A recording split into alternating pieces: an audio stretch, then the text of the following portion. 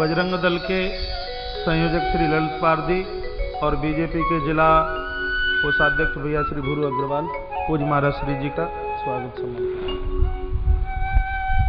बोलिए निकुंज बिहारी सरकार की जय हो। श्री हनुमंत बलवंत महाराज की जय हो। जय जय श्री राम, जय जय श्री राम, जय जय श्री राधे श्याम। जल्दी करिए।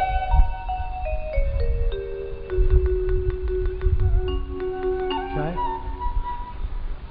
उठाओ उठाओ, देखो ना सामने आरती, आरती के थाली देखो, दूर रखो। ये पंखा बंद करो।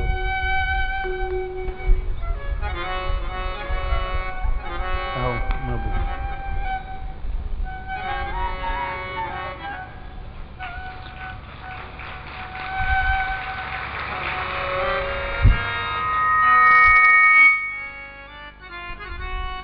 जहां इधर उधर महानुभाव लोग खड़े हैं, कृपया सभी अपनी अपनी जगह बैठ जाएं।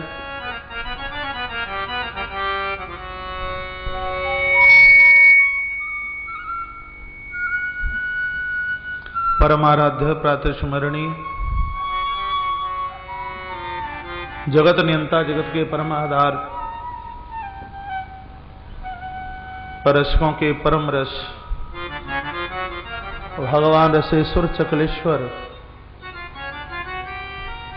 प्रभु गोपेश्वर भूत भावन पशुपतिनाथ, ऐसे अनादि और अनंत मेरे प्रभु परमात्मा भगवान कोटेश्वरनाथ प्रभु, जिनकी छत्र छाया के नीचे बालाघाट की धरती पर विराट आयोजन 11 कोटि 11 करोड़ पार्थिव शिवलिंग रुद्र महायज्ञ का जिस दिव्य छटा में हमारे और आपके ऊपर कृपा वर्षण करने के लिए वो महान विभूति, जिनका दर्शन, जिनकी वाणी और जिनकी दृष्टि हमें और आपको कलिकाल के दोषों से निवृत्त कराती है, जिनका मैं परिचय नहीं, उनकी मैं पहचान आपसे कराना चाहता हूं। चार पीठ आदि शंकराचार्य भगवान ने इस धरती पर स्थापित की, उन्हीं में से एक दिव्य पीठ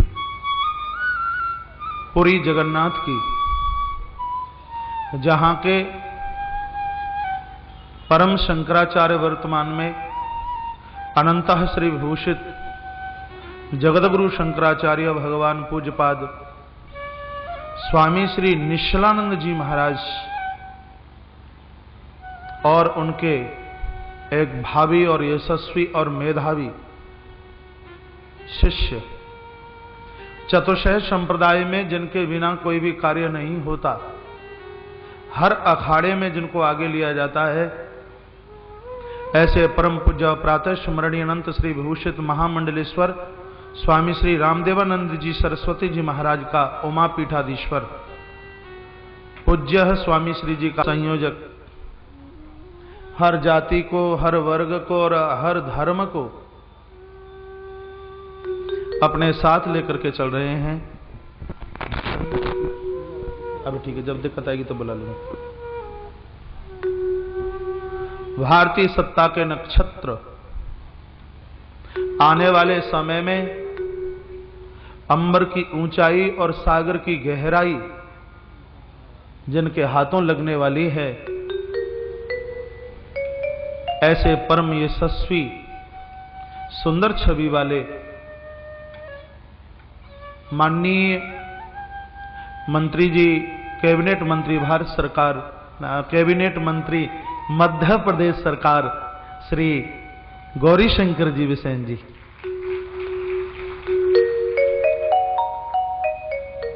उनकी धर्म पत्नी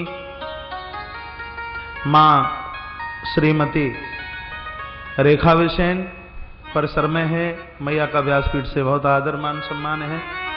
उनकी बिटिया पायल पारधी बहुत व्यवस्थाओं में लगी हुई है। प्रातः है आना, रात्रि को 11-12 बजे यहाँ से जाना।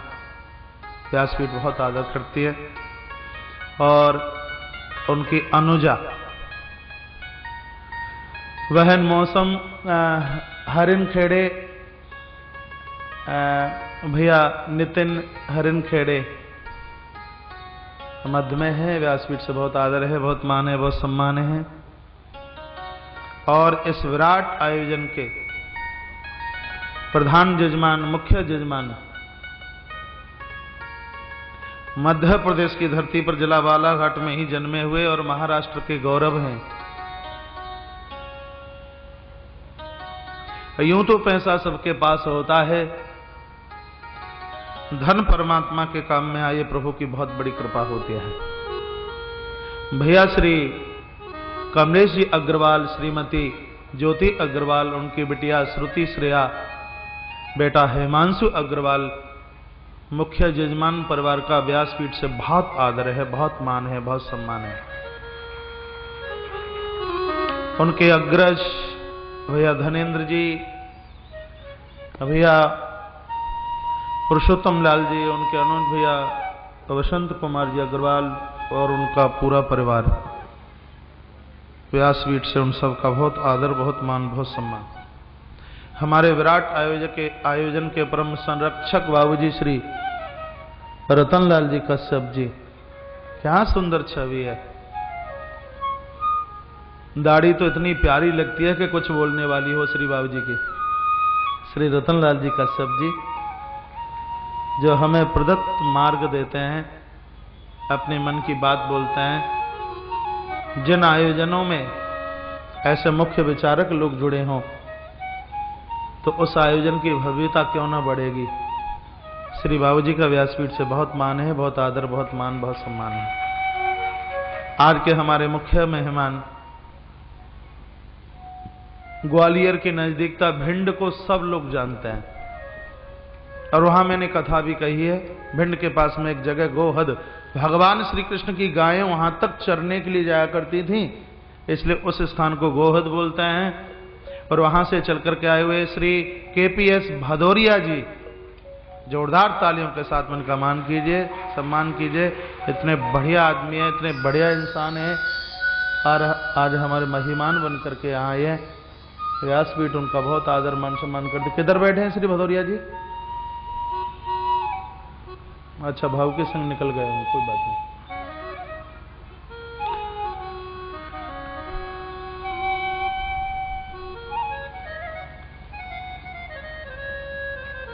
बजरंग दल के संयोजक भैया ललित पारदी जी, सत्यनारायण भूर अग्रवाल जी, भैया मोनू पांडे, गोलू ठाकरे, भैया शमीर अग्रवाल जी, नागरमल जी अग्रवाल जी, कैलाश अग्रवाल जी, और बाहर से हमारी कथा का आनंद ले रहे हैं श्री लालू राम जी सऊदी अरब से। देखिए, टेलीविजन के माध्यम से इन लोगों से मेरी वार्ता होती है, इनके लिए भी आप बहुत मान सम्मान करेंगे। श्रीमती मंजू दीक्षित जी जयपुर से। अपने आयोजन के सब लोग बिल्कुल स्तंभ रूप में हैं, किसी कारणवश नहीं आ पाए। श्री जगदीप प्रसाद जी पालीवाल जी नागपुर से, श्री रामकृष्ण इस्मानी उल्लासनगर से, श्री महेश श्रीवास्तव जी इंदौर से, श्री मुकेश जी जयपुर से, श्री मणिराम जी यादव गुड़गामा, श्री भरत कुमार नारायण जी बॉम्बे से, श्रीमती मालती देवी रायपुर से, श्री तरुण केडिया नौगांव आसाम से, श्री राधिका शर्मा माता श्रीमती उर्मिला देवी चंडीगढ़ से, श्रीमती रंजू सिन्हा नोएडा से, श्री शिव कुमार टंडन बाराबंकी, श्री सुंजी गर्ग कैथल, श्रीमती सुशीला अग्रवाल कलकत्ता, श्रीमती सुमित्रा माता अग्रवाल कलकत्ता से। अभी हमारे मध्य में भैया श्री उमेश जी देशमुख, उनका व्यासपीठ से बहुत आदर, बहुत सम्मान है। श्री पारदी जी, सब लोगों का बहुत मान सम्मान। परिसर में बैठे हुए भैया श्री विमल जी जैन, पारदी माट साहब, भैया रंबू धानेश्वर, और इधर लांजी से भैया श्री राजेश अग्रवाल जी, काका बालाराम जी अग्रवाल जी आमगाम से, और भी उनके साथ में आए हुए मेरे अपने सभी जन व्यासपीठ से उन सबका बहुत आदर, बहुत मान, बहुत सम्मान। यहाँ से वहाँ से कहीं से भी, जहाँ से भी चल करके आए हैं, उन सबका व्यासपीठ बहुत आदर, बहुत मान, बहुत सम्मान करती है। और परसवाड़ा क्षेत्र के बड़े बढ़िया पुनीत पावन कर्मठ और जुझारू विधानसभा की सुंदरता जिनसे है, ऐसे भैया श्री नानू कावरे जी परिसर में बैठे हुए हैं। अब भले ही सब लोग छिप के बैठे हैं, लेकिन मेरी दृष्टि तो घूमती है। कब आके बैठ गए मैं देख नहीं पाया हूं। व्यासपीठ साहब का भी बहुत मान है, बहुत सम्मान है। भैया एस शिवंकर जी, व्यासपीठ साहब का बहुत आदर, बहुत मान, बहुत सम्मान। श्री जगदीश जी बोहरा जी, आपका बहुत मान है, बहुत सम्मान है। श्री ऋषिकांत जी, श्याम नारायण जी दिल्ली से आज ही आए हैं मेरे साथ, बहुत उनकी बिल्कुल करीबता है। किधर बैठे हैं श्याम नारायण जी, आपका बहुत आदर है, बहुत मान है, बहुत सम्मान है। श्री लक्ष्मी चंद जी नोएडा से, और मेरे कोपर से भगत लोग चल के आए हुए, गुड़गावा से, शिमला से, दिल्ली से, ओडिशा से, उन सब का व्यासपीठ से बहुत मान, बहुत सम्मान। बलजीत चौधरी जी के साथ पूरे खेतड़ी नगर के सभी महानुभाव, श्री दीक्षित जी, श्री चौहान जी, मुरारी लाल जी, भमर सिंह जी राठौर जी, आप सब का बहुत आदर, बहुत मान। मोहन शर्मा जी के साथ पूरा शिमला, और इस आयोजन से जुड़े हुए सभी कार्यकर्ता जन, एक एक करके आप सभी के हृदय में विराजित मैं अपने प्रभु परमात्मा के दर्शन करते हुए आपके आस्था और भावना को एक बार नहीं, एकाध करोड़ बार प्रणम्य भाव से नमित होते हुए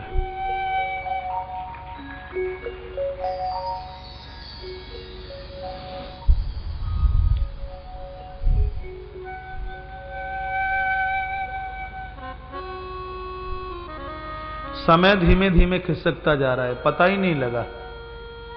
ऐसा लग रहा है कि आयोजन कल से शुरू हुआ है।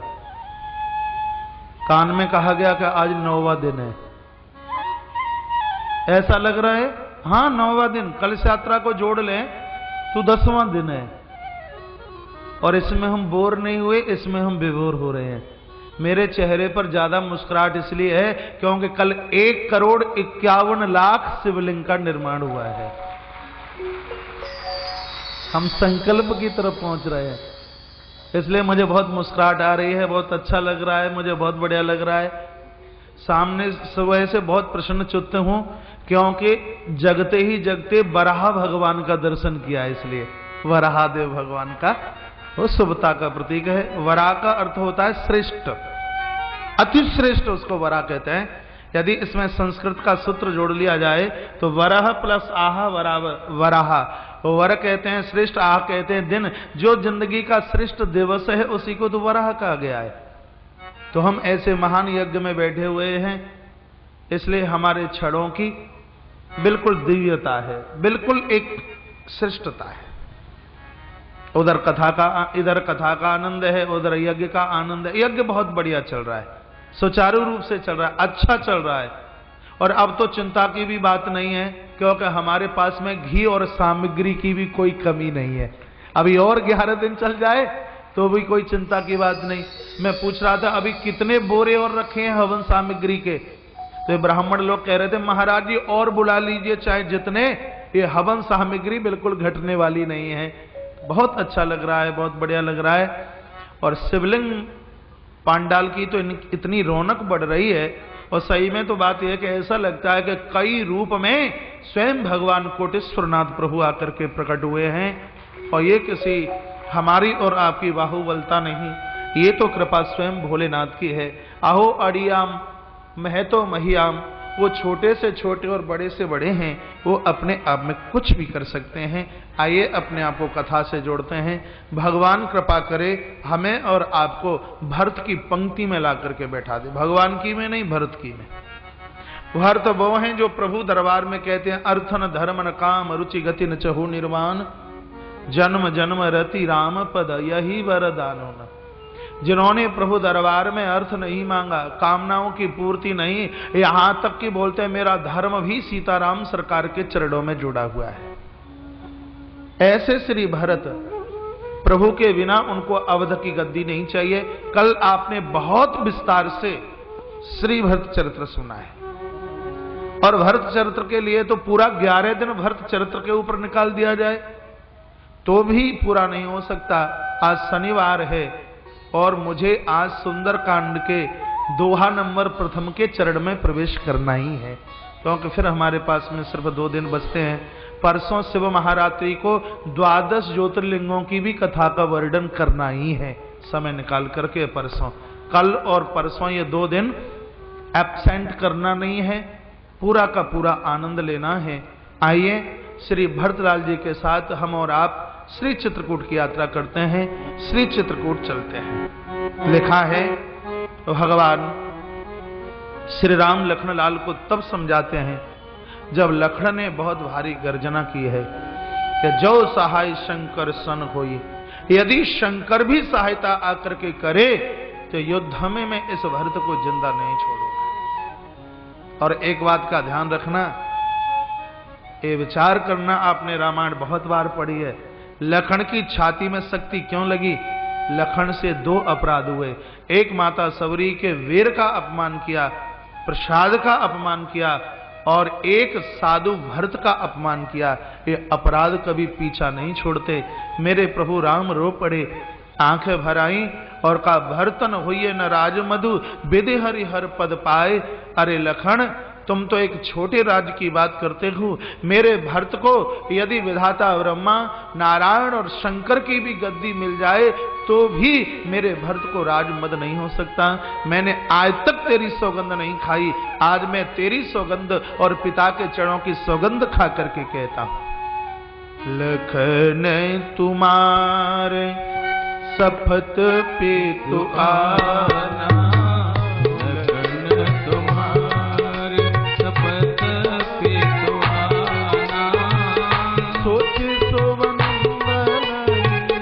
भरत समान लखन तुम्हार शपथ पे तो आना,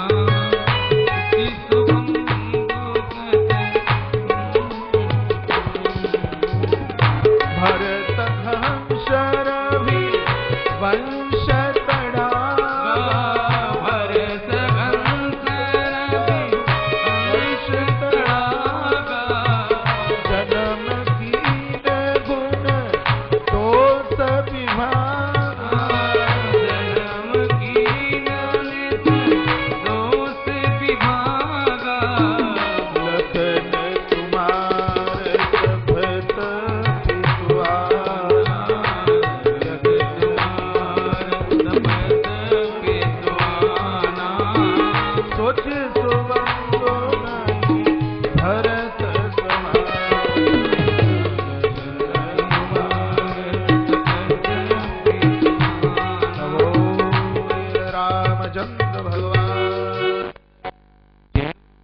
पिताजी के चरणों की तेरी सौगंध खा करके मैं कहता हूं कि भरत जैसा भाई ना तो इससे पहले कभी हुआ और ना बाद में कभी भी होने वाला है। ये बोलते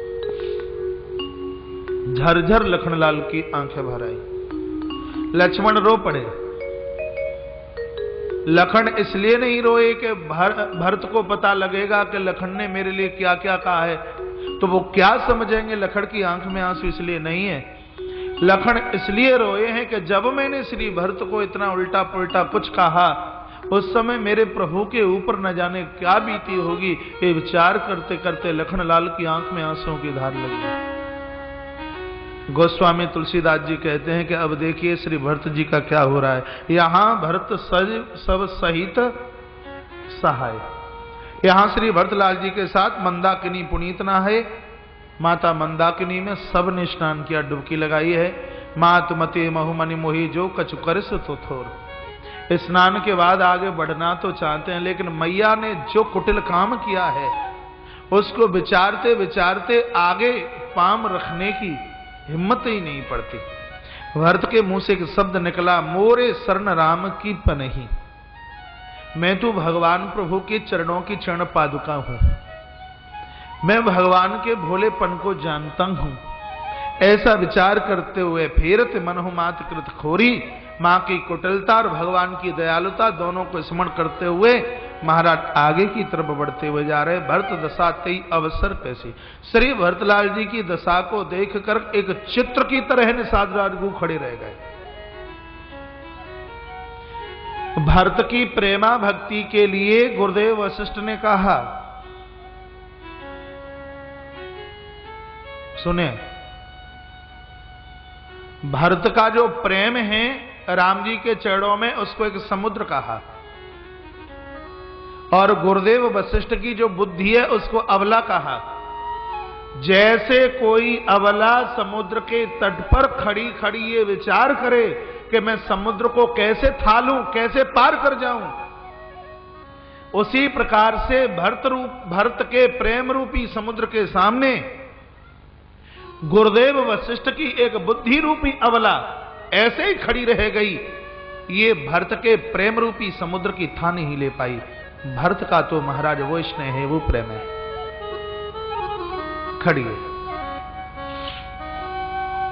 इधर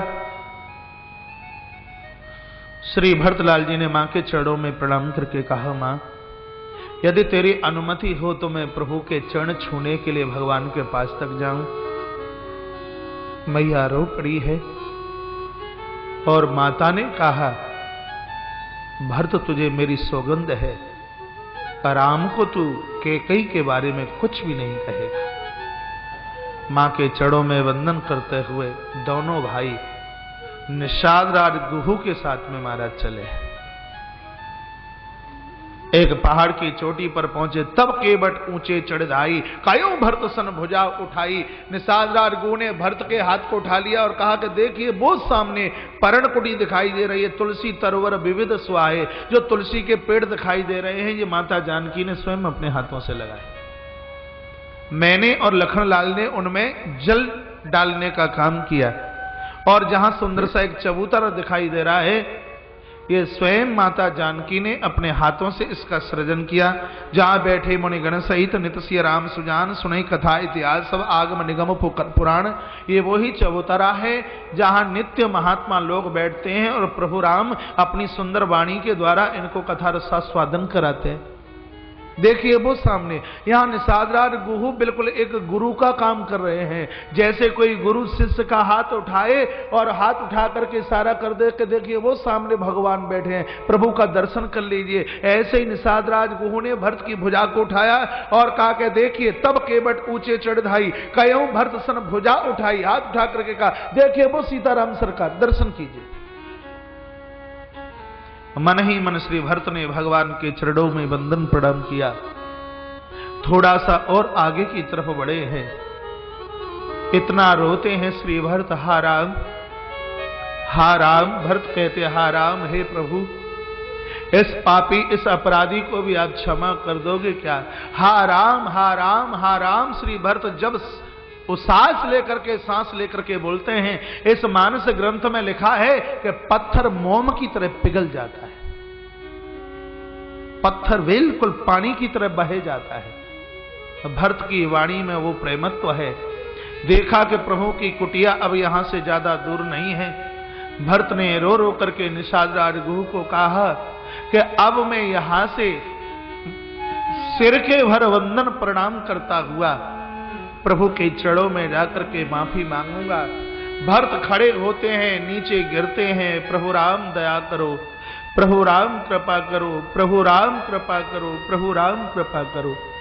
भगवान बाहर चबूतरे पर बैठे हुए थे। आहा भरी आवाज प्रभु राम ने सुनी है। बाहर बैठे हुए भगवान श्री राम कुटिया के अंदर चले गए।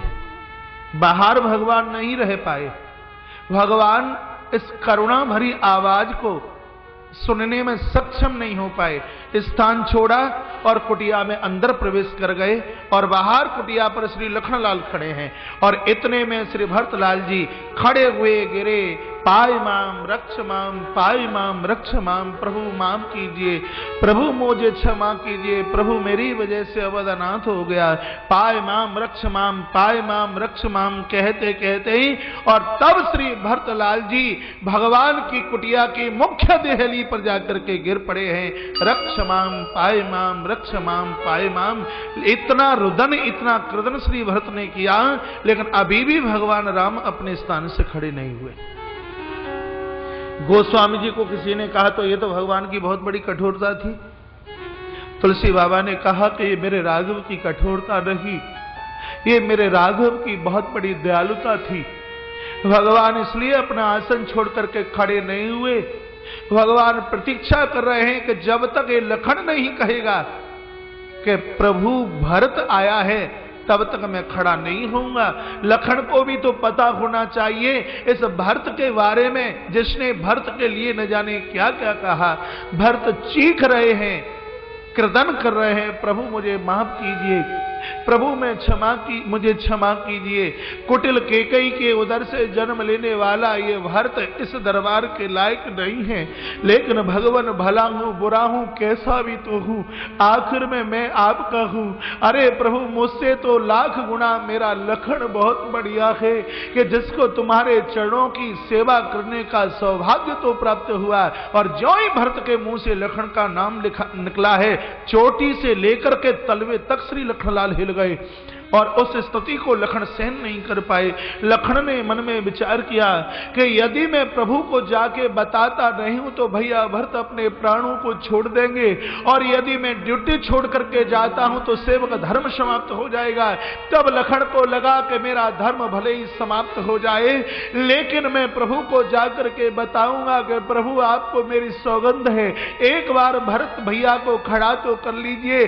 धनुष बाण छोड़ करके श्री लखनलाल चले हैं, प्रभु के चरणों में जाकर के गिर पड़े। कहा भगवान मैंने आज तक आपसे कुछ भी नहीं मांगा, आपके चरणों में मेरी प्रार्थना है कि मैंने भैया भरत को जो भी कुछ कहा, न जाने आपके ऊपर क्या बीती होगी। भगवान आप इस अपराध से मुझे क्षमा कर दीजिए, मुझे माफ कर दीजिए, और भैया भरत को आप उठा लीजिए। और ज्यों ही लखन के इन शब्दों को प्रभु ने सुना है, गोस्वामी जी लिखते हैं, उठे राम सुन प्रेम अधीरा। आवाज को सुनकर के प्रभु राम खड़े हुए हैं, भगवान राम दौड़े हैं। तुलसीदास जी ने कहा कि मैंने प्रभु को उठते तो देखा, लेकिन भरत को उठाने के लिए भगवान कब पहुंच गए मैं भी नहीं देख पाया। राम जी आए भरत के पास, भरत ने चरणों को पकड़ लिया। भरत चरणों को छोड़ते नहीं। प्रभु ने कहा भरत भाई खड़ा तो हो जा। भरत कहने लगे भैया इस पापी का मुंह मत देखना जिसकी वजह से अवध अनाथ हो गया, इस हत्यारे का मुंह मत देखना जिसकी वजह से माताएं दर दर की हो गई, इस अपराधी का मुंह मत देखना जिससे मेरे प्रभु आप बन बन के हो गए। मैं इसी बात को विचार करता रहता हूं कि ऐसा मेरा कौन सा अपराध था कि कुलटा के हृदय से मेरा जन्म हुआ। भगवान उठाना चाहते हैं भरत को, भरत उठने को तैयार नहीं है। तब प्रभु श्री राम ने कहा भरत जितनी ताकत मुझे तुझे उठाने में लगानी पड़ रही है, इतनी ताकत तो मुझे मिथिला में धनुष तोड़ने में भी नहीं लगानी पड़ी। भरत तुझे मेरे चरणों की सौगंध है कि यदि तू मेरा भाई है, यदि तूने मुझे अपना भ्राता माना है, भरत तो एक क्षण भी मत लगाना। भरत खड़े हो जाओ।